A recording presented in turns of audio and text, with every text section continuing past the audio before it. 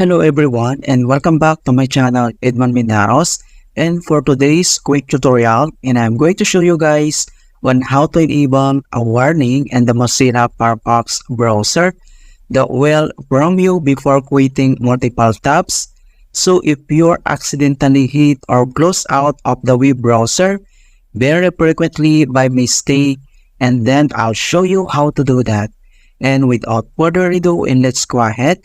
So all you have to do is to open up on Firefox browser, and then dito lang sa top right corner, i-click mo lang yung 3-line icon na to. So i-click mo lang yan. And then next step ay kailangan mo nang select dito yung settings.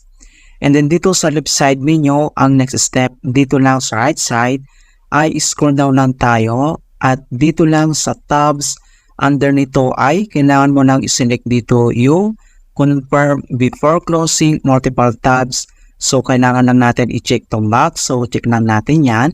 And then, papakita ko sa inyo kung paano itong mag-work, mga kaibigan. So, open tayo ng another tab. So, Control-T.